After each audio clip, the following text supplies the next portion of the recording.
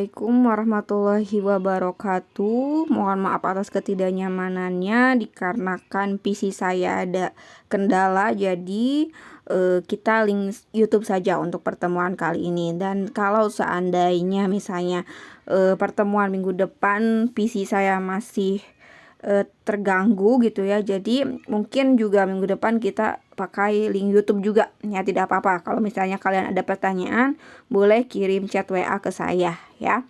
Selain itu saya sudah kirimkan materinya di LMS dan juga saya kirimkan file Excel di LMS ya. Oke, pada pertemuan kali ini kita akan membahas tentang liabilitas lancar ya. Apa saja yang akan kita bahas di liabilitas lancar? Yang pertama, liabilitas lancar itu sendiri. Nanti kita akan tahu apa sih maksudnya liabilitas lancar. Kemudian yang kedua, penggajian. Penggajian itu termasuk liabilitas juga. Kemudian manfaat tambahan bagi karyawan, karena manfaat tambahan bagi karyawan biasanya disimpan di laporan posisi keuangan pada liabilitas. Kemudian liabilitas lancar pada laporan posisi keuangan tuh posisinya di sebelah mana sih? Nah, nanti kita akan lihat. Kemudian liabilitas diestimasi dan liabilitas kontingensi itu seperti apa ya. Kemudian analisis dan interpretasi keuangan. Jadi nanti kita akan lihat bagaimana rasio keuangannya untuk liabilitas lancar ini ya. Nah, yang pertama kita akan bahas dulu ya tentang liabilitas lancar.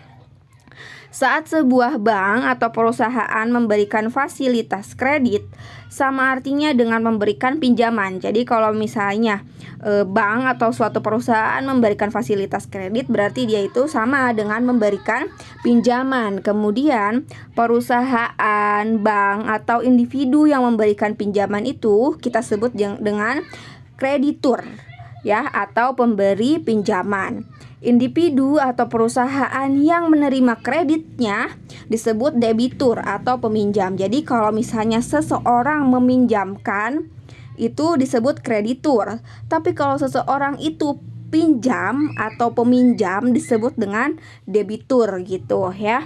Nah, hutang merupakan kewajiban untuk membayar yang dicatat sebagai liabilitas oleh debitur. Jadi kalau kita posisinya debitur, artinya kita punya hutang kan. Nah, hutang itu kita simpan di liabilitas gitu ya. Selanjutnya, liabilitas lancar merupakan kewajiban yang akan dibayar dari aset lancar dan jatuh tempo dalam waktu singkat. Biasanya dalam 1 tahun atau 1 siklus akuntansi. Jadi karena liabilitas lancar ini, kenapa disebut lancar? Karena dia itu akan jatuh tempo dalam waktu yang sangat singkat. Paling lama juga 1 tahun ya, atau 1 siklus akuntansi gitu ya. Oke, apa aja sih? Yang pertama, liabilitas lancar itu yang ada kita sebut utang usaha ya. Utang usaha atau account payable berasal dari pembelian barang atau jasa untuk digunakan dalam kegiatan operasi perusahaan atau untuk membeli persediaan barang untuk dijual kembali atau barang dagangan. Jadi utang usaha itu bisa muncul ketika kita membeli suatu barang secara kredit gitu ya. Nah, barangnya itu bisa berupa apa aja. Bisa barangnya tersebut untuk persediaan yang akan kita jual kembali atau yang akan digunakan di operasional perusahaan gitu ya. Nah, kemudian selain hutang usaha, ada juga bagian hutang jangka panjang yang segera jatuh tempo. Jadi maksudnya dia itu sebenarnya hutang jangka panjang, tapi karena dia itu mau jatuh tempo dalam waktu 1 tahun ini, maka kita akan simpan di liabilitas lancar ya. Nah, liabilitas jangka panjang seringkali dibayarkan dalam pembayaran periodik yang disebut angsuran atau cicilan, serupa dengan kredit pembelian kendaraan bermotor. Kan kalau kita beli motor pastinya kita akan kredit per bulan. Nah, angsuran jangka panjang yang akan jatuh tempo dalam waktu 1 tahun. Jadi misalnya sudah 5 tahun nih kita nyicil. Ini tahun kelimanya. Berarti tahun kelima ini kan kita mau lunas nih. Nah, setelah akan jatuh tempo dalam waktu 1 tahun setelah tanggal neraca harus diklasifikasikan sebagai liabilitas lancar. Jadi pas tahun kelimanya nanti dia itu kita simpannya di liabilitas lancar, bukan di jangka panjang lagi, karena dia udah mau jatuh tempo dalam waktu 1 tahun gitu ya. Nah, kemudian selanjutnya apalagi? Ada yang kita kenal dengan wesel bayar jangka pendek. Waktu kita membahas tentang piutang, kita berbicara tentang wesel tagih. Nah, kalau kita berbicara tentang hutang, kita bahasnya itu adalah wesel bayar ya. Nah, wesel bayar dapat diterbitkan untuk membeli barang dagangan atau aset lainnya. Wesel tersebut juga dapat diterbitkan untuk kreditur guna melunasi hutang usaha si penerbit wesel untuk sementara waktu. Jadi kan kalian waktu itu sudah mempelajari wesel itu yang seperti apa gitu ya. Cuman bedanya waktu dulu kan membicarakan tentang wesel tagih. Sekarang kita membicarakan tentang wesel bayar ya. Kalau wesel tagih itu kan kita nerima wesel tuh dari orang lain kan untuk dia membayar piutangnya. Nah, kalau wesel bayar kita yang menerbitkan weselnya gitu ya. Oke. Sebagai ilustrasi wesel bayar, diasumsikan PT Sinar Alami menerbitkan wesel bayar 90 hari dengan bunganya 12% sebesar 1 juta rupiah tertanggal 1 Agustus 2014 untuk PT Mentari Guna membayar utang usaha yang telah lewat jatuh tempo sebesar 1 juta rupiah. Ayat jurnal untuk mencatat wesel bayar tersebut adalah tanggalnya Agustus, tanggal 1. Utang usaha PT Mentari 1 juta rupiah pada wesel bayar. Jadi utang usahanya digantikan oleh wesel bayar 1 juta rupiah ya. Kemudian saat wesel bayar jatuh tempo, ayat jurnal untuk mencatat pembayaran pokok sebesar 1 juta rupiah ditambah dengan bunganya 30.000. Ibu 30.000 dari mana? Dari 1 juta dikali 12% ya. Tadi kan 12% kan bunganya, dikali 90. 90 itu kan jumlah harinya ya. Jumlah hari jatuh tempo dibagi 360. 360 itu adalah jumlah hari dalam 1 tahun gitu. Nah, maka jurnalnya pada Oktober tanggal 30 itu adalah wesel bayarnya. Kita simpen di debit 1 juta rupiah karena kita bayar ya. Kemudian beban bunga di debit 30.000 pada kas 1 juta 30.000 rupiah. Gitu ya. Selanjutnya, setiap transaksi wesel bayar mempengaruhi peminjam dan kreditur. Peminjam itu berarti siapa? Peminjam adalah debitur, ya. Dan kreditur itu yang meminjamkan. Contoh di bawah ini menunjukkan bagaimana transaksi yang sama dicatat oleh peminjam atau debitur dan kreditur. Dalam contoh ini, pihak peminjam adalah PT Buana. Ceritanya peminjamnya PT Buana, yang meminjamkannya atau pihak krediturnya adalah PT Ceria. Ya. Nah, yang pertama, tanggal 1 Mei PT Buana membeli barang secara kredit dari PT Ceria sebesar berapa? 10 juta rupiah dengan syarat 2/10 N30 ya. Beban pokok penjualan yang dicatat PT Ceria adalah 7.500.000. Nah, PT Buana dia kan yang meminjam. PT Buana jurnal yang terbentuknya itu adalah persediaan pada hutang usaha. Ya, karena dia masuk tuh yang dia beli sebagai persediaan. Ya, tapi dia beli secara kredit. Persediaan bertambah, utang usahanya bertambah. Persediaan bertambah di mana? Di debit. Utang usaha bertambah di mana? Di kredit. Jadi jurnalnya adalah persediaan pada hutang usaha 10 juta rupiah. Lalu bagaimana dengan jurnal PT Ceria yang posisinya sebagai kreditur? Jurnalnya piutang usaha pada penjualan ya. Berarti piutang usaha bertambah 10 juta rupiah, penjualannya dikredit 10 juta rupiah. Kemudian PT Ceria jurnalnya 2 kali ya, dengan jurnal beban pokok penjualan pada persediaan, karena persediaannya berkurang soalnya kan diberikan ke PT Buana ya, sebesar 7.500.000 rupiah, karena tadi kan di keterangannya tertulis bahwa beban pokok penjualan yang dicatat PT Ceria adalah 7.500.000 rupiah ya. Kemudian transaksi yang kedua, tanggal 31 Mei PT Buana menerbitkan wesel bayar ya. PT Buananya menerbitkan wesel bayar. Jadi nantinya hutang usahanya akan berganti menjadi wesel bayar ya. 60 hari dengan bunga 12%. Senilai 10 juta rupiah untuk PT Ceria secara kredit. Nah, maka PT Buana yang tadinya di kreditnya itu adalah hutang usaha, karena dia menerbitkan wesel bayar, maka dia membuat jurnal hutang usahanya di debit ya, berkurang 10 juta rupiah. Wesel bayarnya bertambah di kredit sebesar 10 juta rupiah gitu ya. Maka di sini jurnalnya hutang usaha pada wesel bayar. Jadi hutang usahanya digantikan oleh wesel bayar di kreditnya itu, atau di posisi liabilitasnya itu, liabilitas PT Buana ya. Kemudian PT Ceria jurnalnya bagaimana? PT Ceria jurnalnya wesel tagihnya bertambah, karena kan kalau bagi PT Ceria kan itu piutang ya. Maka dia itu menggantikan piutang usahanya menjadi wesel tagih. Jadi wesel tagihnya bertambah 10 juta rupiah, piutang usahanya berkurang 10 juta rupiah karena piutangnya digantikan sama wesel tagih. Jurnalnya berarti wesel tagih pada piutang usaha 10 juta rupiah gitu.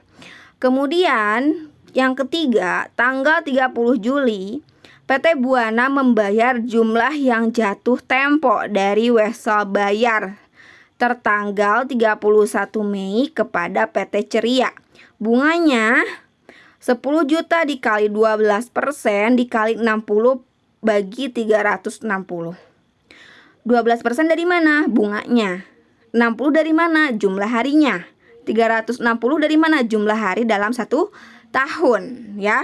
Maka bunganya berarti ketika kalian jumlahkan, bunganya itu adalah 200.000 rupiah. Maka PT Buana menjurnal wesel bayar 10 juta rupiah di debit ya, karena dibayar. Beban bunga di debit 200.000 rupiah, pada kasnya di kredit, uangnya keluar untuk membayar wesel bayar dan juga beban bunga sebesar 10.200.000 rupiah ya. Itu untuk jurnal PT Buana. Lalu bagaimana dengan jurnalnya PT Ceria? Nah, PT Ceria ketika dia menerima uang, berarti kasnya bertambah di debit berapa?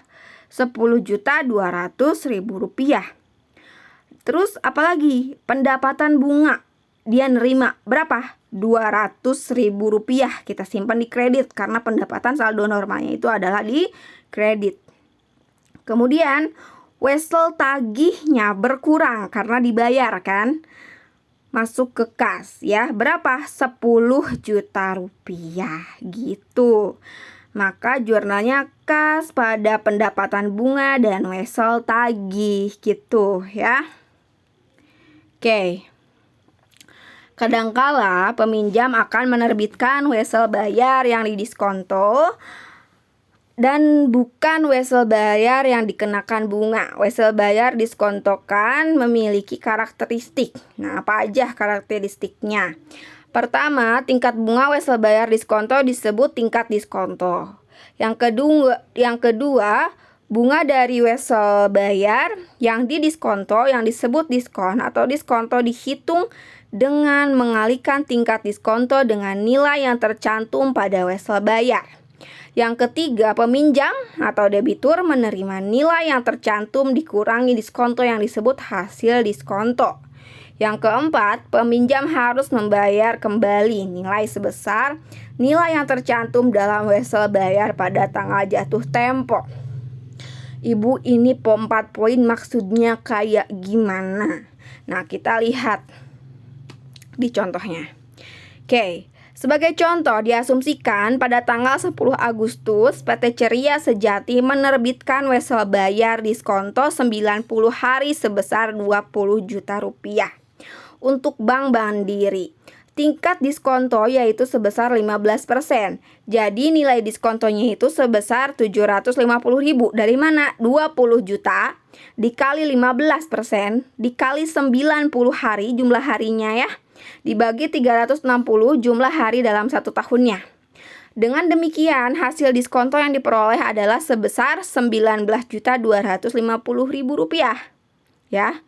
Oke, kalau tadi pada saat kalian berbicara tentang wesel bayar mah tadi kan wesel bayar yang di sheet yang ini dia kan tidak didiskontokan. Maka dia 1 juta itu pure wesel bayarnya. Kemudian ada beban bunganya. Sedangkan di sini wesel bayarnya 20 juta, tapi nanti yang masuk ke kas itu adalah bukan 20 juta ya, tapi 19.250.000 rupiah yang masuk ke kas ya. Kemudian pada yang masuk ke kas pada saat peminjaman ya, pada saat pinjam nih ya, yang masuk ke kasnya itu 19.250.000 rupiah. Padahal kan kita pinjamnya 20 juta tuh, tapi uang yang masuk ke kasnya 19.250.000 rupiah. Nah, yang 750.000 rupiahnya itu menjadi beban bunga gitu maksudnya. Ya, maka di sini jurnalnya kasnya 19.250.000 rupiah.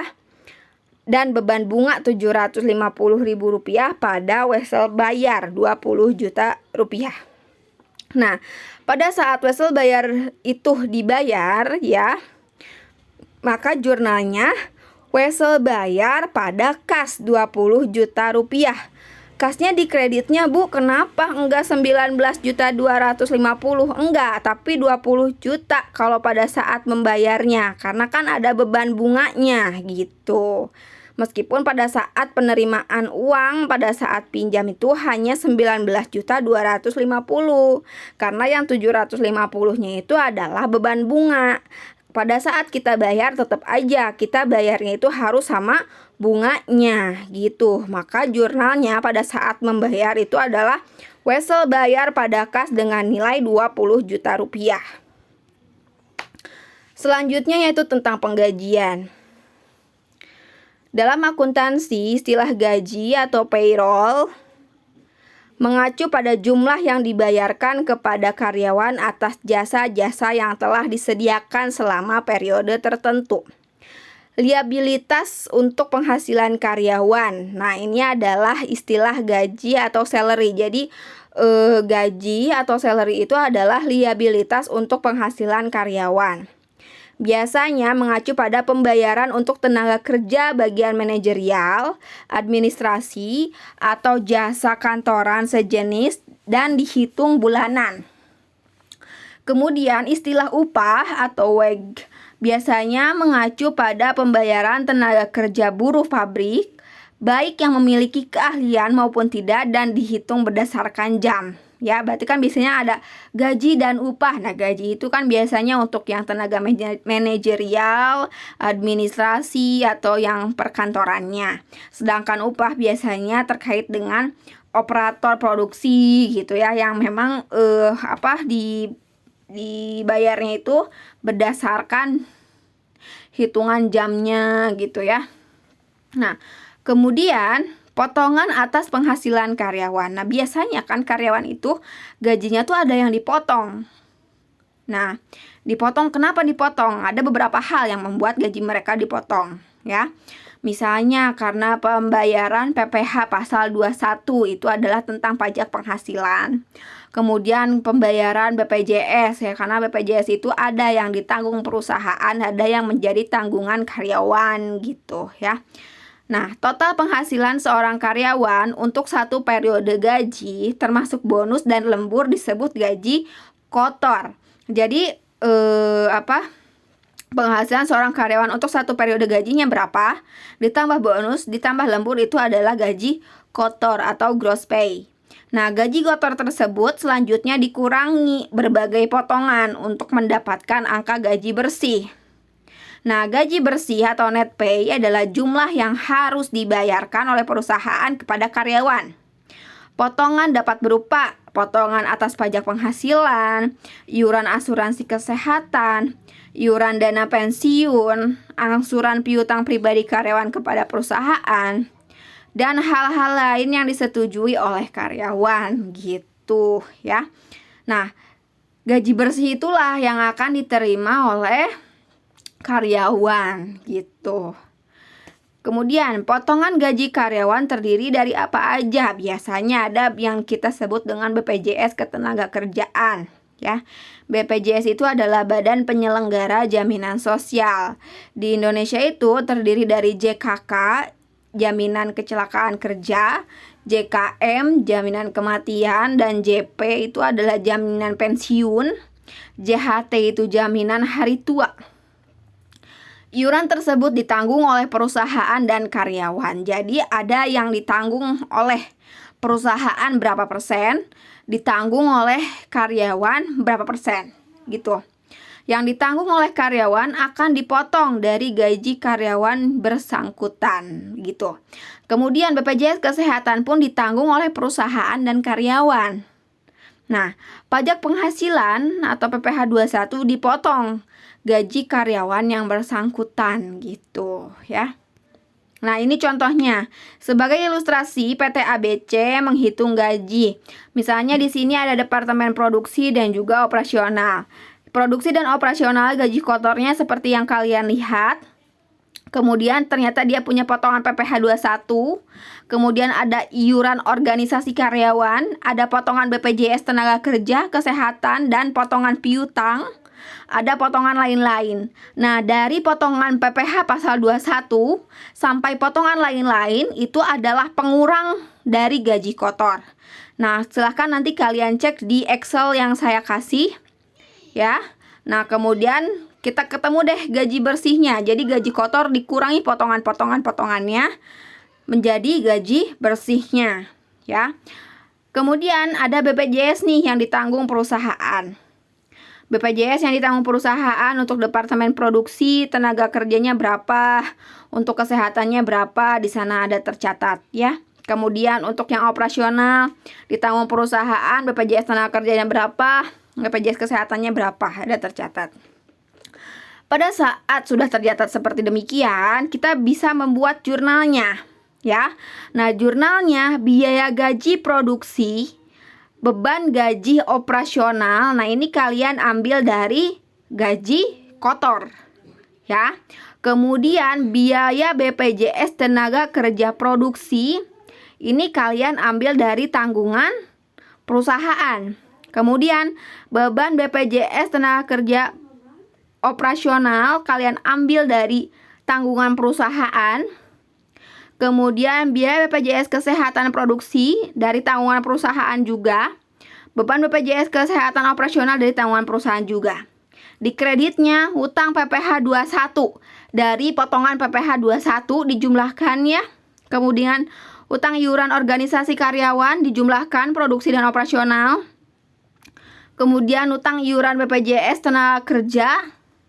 Kemudian utang iuran BPJS Kesehatan, piutang karyawan, dan juga biaya gaji produksi. Maksudnya di sini biaya gaji produksi itu misalnya karena dia itu kan ada di potongan lain-lain ya. Misalnya karena dia ada potongan terlambat gitu. Nah, maka biaya gajinya dikurangi lagi gitu. Maka kan harusnya biaya itu kan di debit. Nah, kita simpen di kredit biaya gaji itu. Biaya gaji produksi yang posisinya di laba rugi itu. Maka dia akan mengurangi biaya gaji di laba ruginya 243.000 gitu. Nah, kemudian yang terakhir biaya gaji masih harus dibayar.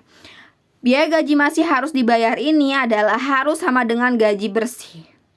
harus sama dengan gaji bersih. Nah, itu adalah biaya gaji atau hutang gaji perusahaan terhadap karyawannya gitu. Itulah yang akan dibayarkan oleh perusahaan terhadap karyawannya gitu. Nah, silakan nanti kalian cek di Excel yang saya kasih ya. Oke, selanjutnya ini kan kalau misalnya kalian itu dapat soal ada BPJS-nya itu ceritanya ada yang ditanggung perusahaan gitu. Tapi kalau misalnya kalian dapat soalnya itu tidak terdapat keterangan BPJS tanggungan perusahaan, maka jurnalnya sebagai berikut. Nah, jadi BPJS-nya itu cuma dipotong dari gaji karyawannya aja. Nah, kalau ini lebih simpel lagi kalian menjurnalnya, ya. Nah, di sini ada departemennya, produksi dan operasional, gaji kotornya dikurangi potongan-potongannya, ya, sama dengan gaji bersih. Oke. Nah, di sini jurnalnya di debitnya biaya gaji produksi dan beban gaji operasional itu dari gaji kotor, ya. Nah, kemudian PPh 21 sampai ke potongan lain-lain itu kita jurnal di kredit, ya. Nah, kemudian biaya gaji masih harus dibayar atau hutang gajinya itu nanti yang akan tercantum di liabilitas gaji di laporan posisi keuangan itu adalah gaji bersihnya, ya, dijumlahkan gitu. Ya, kalau misalnya kalian menemukan soal tapi tidak terdapat keterangan BPJS tanggungan perusahaan, ya. Kalau yang sheet sebelumnya atau kalau slide sebelumnya, ini kan ada keterangan BPJS yang ditanggung perusahaan berapa. Nah, maka jurnalnya seperti ini. Nah, kalau yang ini, kalau misalnya kalian tidak ada keterangan BPJS yang ditanggung perusahaannya berapa, ya, maka jurnalnya tinggal seperti ini aja, lebih simpel gitu. Oke. Terus gimana Bu kalau misalnya ada ilustrasi yang lain atau ada soal yang lain bentuknya, misalnya pendapatan kotor mingguan akhir tanggal 3 Desember CV Kirana Dewi sebesar 2.250.000 dan pajak penghasilan sebesar 456.750. Asumsikan tingkat pembayaran jaminan hari tuanya 6% dan jaminan kecelakaan kerjanya 1,5%. Berapa gaji yang harus dibayarkan CV Kirana Dewi? Nah, kita hitung jumlah total pembayaran gaji karyawan, berarti gaji kotornya itu adalah 2.250.000. Dikurangi pajak penghasilannya tadi berapa? 456.750. Itu harusnya 760 ya. Nah, kemudian iuran JHT-nya itu adalah 6%. 6% dari mana? 6% dari gaji kotor, ya. Menjadi 135.000. Kemudian JKK-nya 1,5% dari mana? Dari gaji kotor gitu ya, sehingga pengurangnya itu adalah 625.510, sehingga gaji bersih dikurangi dengan pengurang-pengurangnya, ya, dapatlah 1.624.490 rupiah. Nah, kemudian di soal kalian disuruh menjurnal. Jurnal katanya. Nah, kalian tinggal jurnal beban gaji pada utang PPh 21, utang iuran BPJS tenaga kerja, utang gaji yang masih harus dibayar. Nah, di sini beban gajinya itu adalah gaji kotor. Utang PPh 21-nya adalah pajak penghasilan.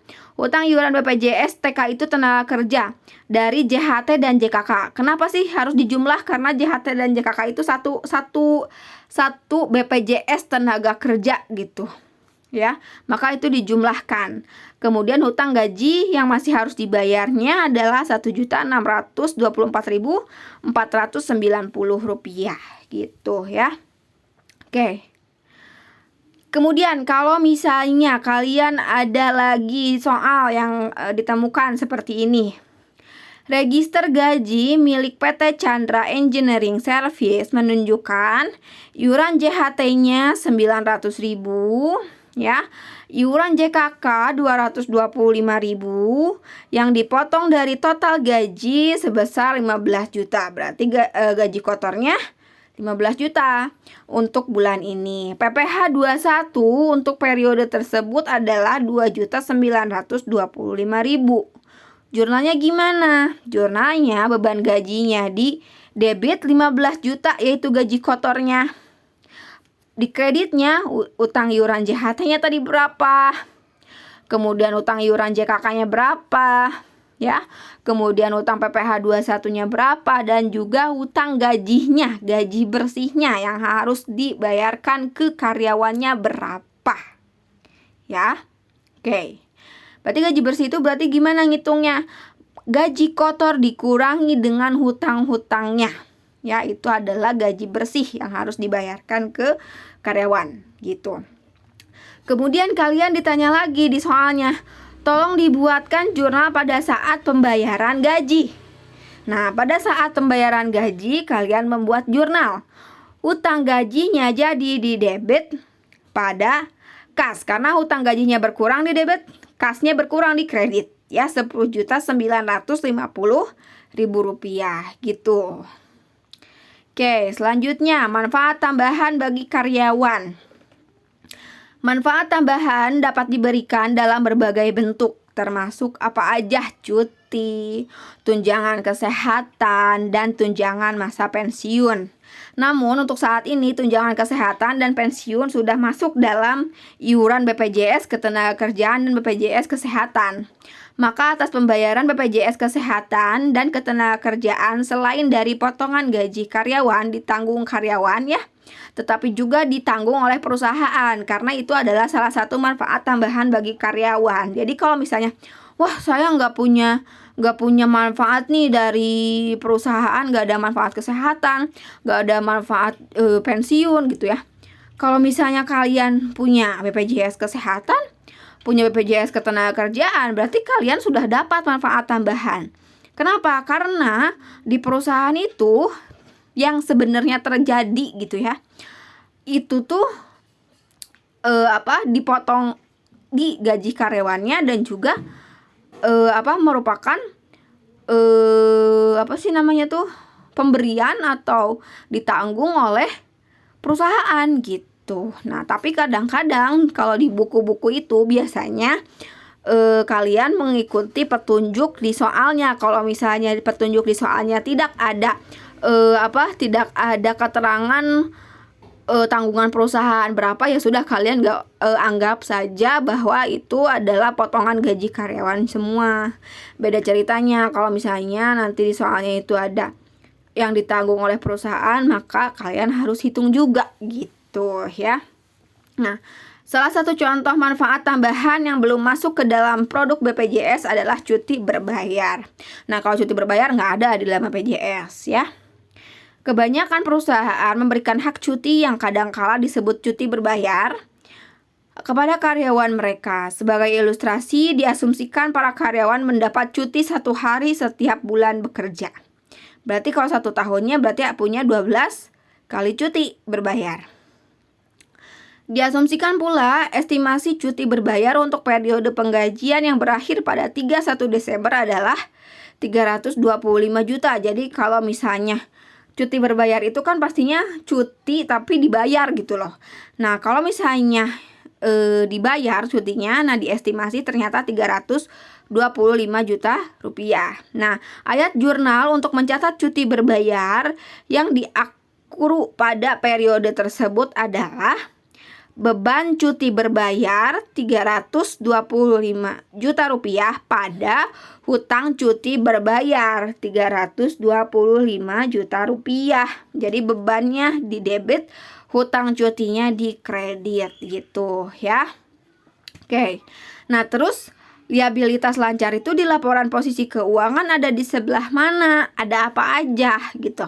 Nah, utang usaha bagian lancar dari liabilitas jangka panjang, wesel bayar, dan utang lainnya yang jatuh tempo dalam 1 tahun dilaporkan sebagai liabilitas lancar dalam laporan posisi keuangan. Penyajian liabilitas lancar dalam laporan posisi keuangan untuk kedai kopi ditunjukkan sebagai berikut. Nah, di kedai kopi ini laporan posisi keuangannya untuk liabilitas lancar ada utang usaha, ada wesel bayar, ada utang upah dan gaji, ada utang PPh 21, ada utang bunga, sehingga total liabilitas lancarnya 431.400.000 rupiah ya.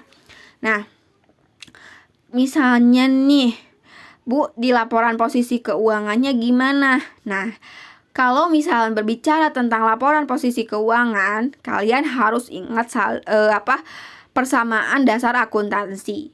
Ya, kalau persamaan dasar akuntansi itu kan aset sama dengan liabilitas plus ekuitas, ya kan? Nah, aset dia itu kan ada di sebelah kiri. Ya, kalau misalnya posisi buku nih, ya.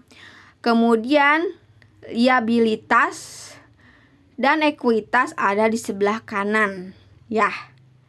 Ya.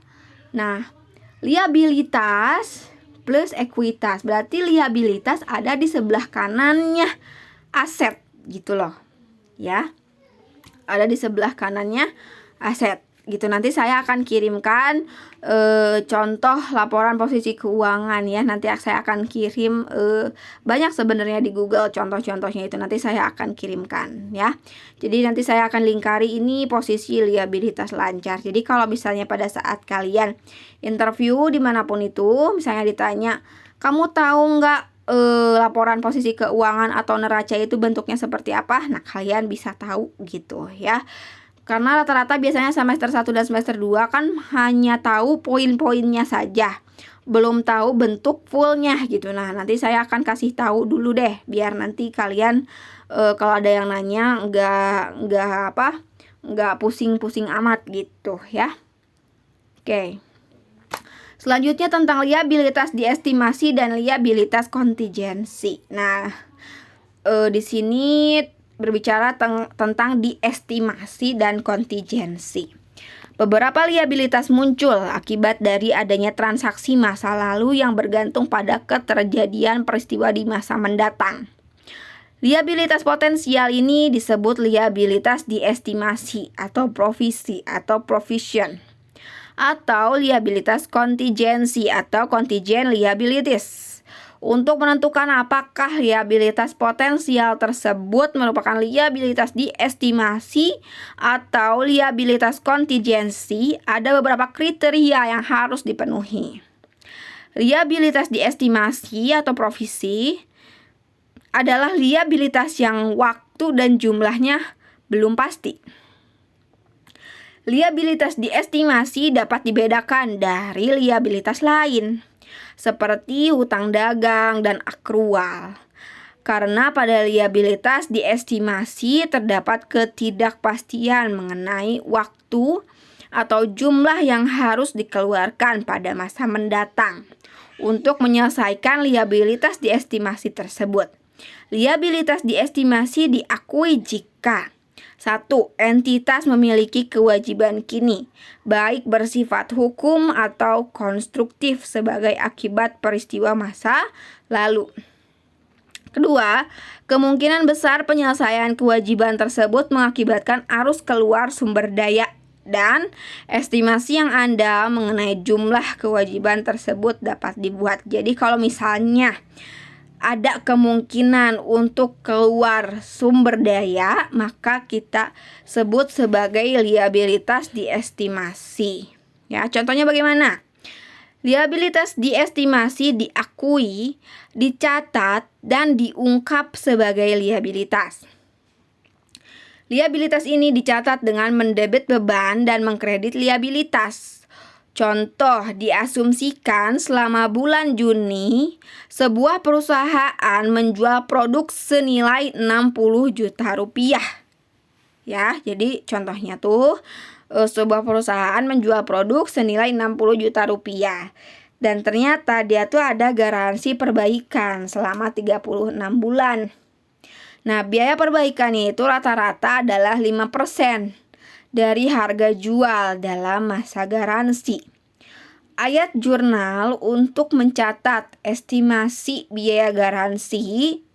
Nah, padahal kan sebenarnya belum pasti kan, maksudnya tuh yang akan mengklaim garansi itu berapa banyak, tapi sudah bisa diestimasi gitu. Nah, maka kita bisa buat jurnalnya. Ya, estimasi biaya garansi produk untuk bulan Juni adalah beban garansi produk 3 juta rupiah pada provisi garansi produk 3 juta rupiah. Beban garansi produk dia posisinya di laba rugi. Provisi garansi produk dia posisinya di liabilitas gitu ya. Jika produk diperbaiki dengan menggunakan garansi, nih kayak sekarang nih, laptop saya LCD-nya rusak yang satu. Nah, nanti saya mau pakai garansi. Nah, nanti harusnya mereka bakal ngejurnal bagian accounting-nya. Nah, kayak gimana sih jurnalnya? Nah, biaya perbaikan dicatat dengan mencatat provisi garansi produk dan mengkredit kas bahan habis pakai. Kalau misalnya memang yang keluarnya kas, ya berarti di kreditnya kas. Kalau misalnya yang keluarnya itu adalah bahan habis pakai, yang berarti di kreditnya bahan habis pakai gitu. Kalau misalnya yang di kreditnya utang gaji, maka yang keluarnya utang gaji, maka yang di kreditnya utang gaji, atau akun lain yang sesuai gitu. Pokoknya akun lain yang sesuai aja gitu ya atas transaksinya gitu. Kalau misalnya seperti saya nih, LCD saya rusak nih. Nah, kemudian saya mau menggaransikan tuh laptop saya. Nah, maka nanti tuh nggak mungkin dong provisi garansi produk pada hutang gaji, nggak mungkin ya. Jadi pakai akun lain yang sesuai nih, orang accountingnya tuh menjurnalnya. Nah, jika ada penggantian komponen pada produk tersebut senilai 200.000 pada tanggal 16 Agustus, maka jurnalnya provisi garansi produk ya 200.000 pada bahan habis pakai 200.000. Jadi kan tadi saya bilang provisi garansi produknya itu ada di liabilitas. Karena dia terpakai, maka kita simpan di debit ya. Karena berkurang berarti di liabilitasnya. Provisi garansi produknya 200.000 di debit pada bahan habis pakai. Bahan habis pakai misalnya persediaannya apa yang terpakainya gitu, di kredit jadinya 200.000 rupiah gitu ya. Oke. Lalu bagaimana maksudnya dengan liabilitas kontingensi? Nah, kalau dengan liabilitas kontingensi ini dia ada di PSAK nomor 57. Nah, kalian bisa baca.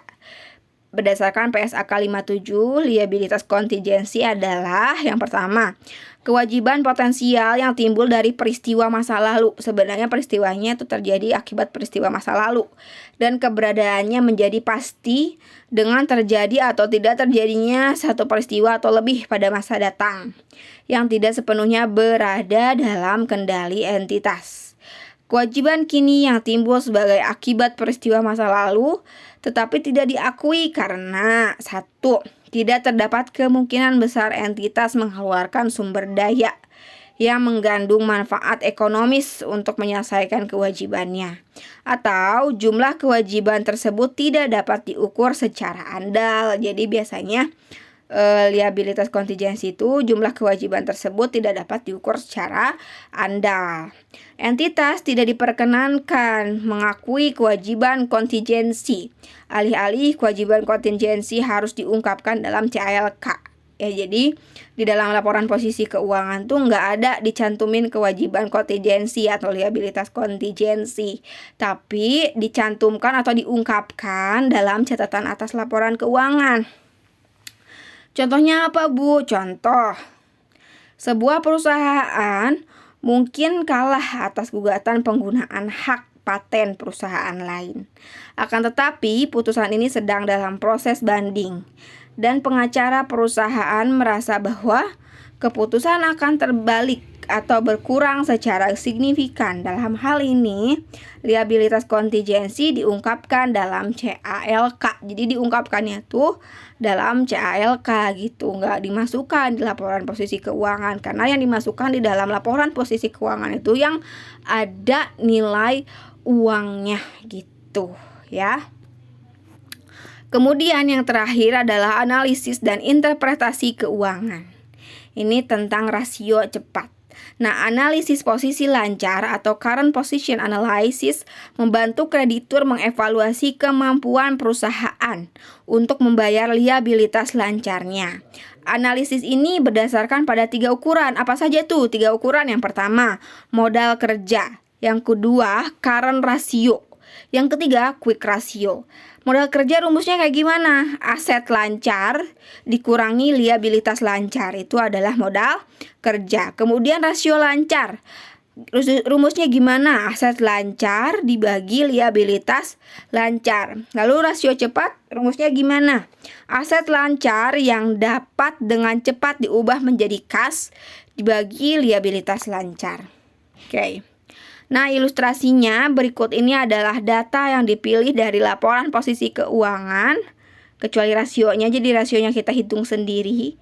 PT HM Sampurna Tbk dan PT Gudang Garam Tbk. Ya, ini ada dalam jutaan rupiah ya.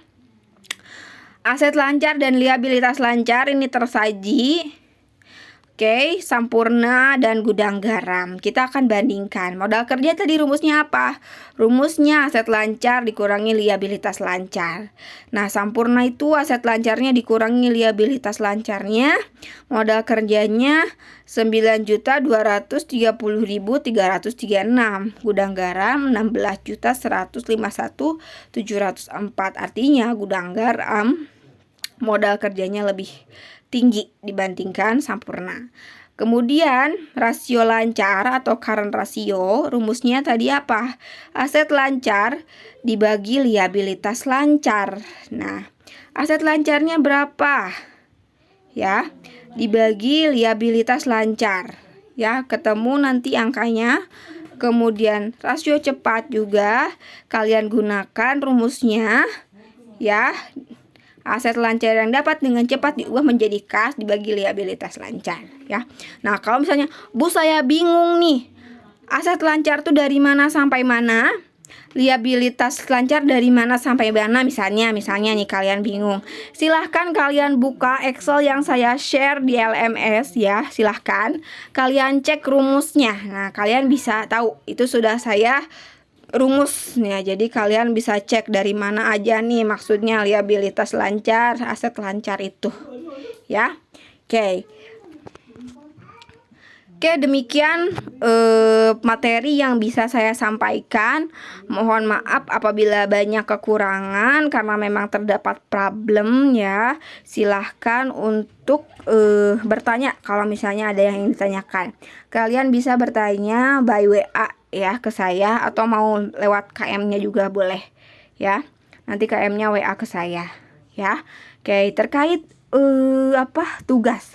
Terkait tugas yang waktu terakhir saya kasih, nanti saya akan upload ke LMS-nya insya Allah itu pada saat minggu tenang ya. Pada saat minggu tenang, yaitu jadi sebelum ujian. Nah, yang untuk liabilitas lancar dan pertemuan nanti liabilitas jangka panjang saya tidak akan kasih soal. Tapi nanti soal yang mungkin muncul di ujian tentang liabilitas lancar dan liabilitas jangka panjang itu adalah yang saya masukkan di ilustrasi PowerPoint ya. Jadi kayak gini nih. Nah, misalnya di sini saya ada ilustrasi ya, di sini ada ilustrasi. Nah, kemungkinan ini bisa masuk sebagai soal di di ujian nanti gitu ya. Oke, sip. Jadi liabilitas lancar itu apa sih? Liabilitas lancar itu adalah hutang jangka pendek ya, yang mana maksudnya itu adalah hutang yang akan jatuh temponya di bawah 1 tahun gitu intinya ya. Nah, di hutang jangka pendek itu ada apa aja? Ada hutang usaha, ada hutang gaji karyawan ya, ada hutang PPh ya, dan masih banyak lagi yang seperti tadi saya jelaskan ya. Nah, silakan untuk kalian pelajari lagi, lihat Excel yang saya share juga ya. Terima kasih atas atensinya. Wassalamualaikum warahmatullahi wabarakatuh.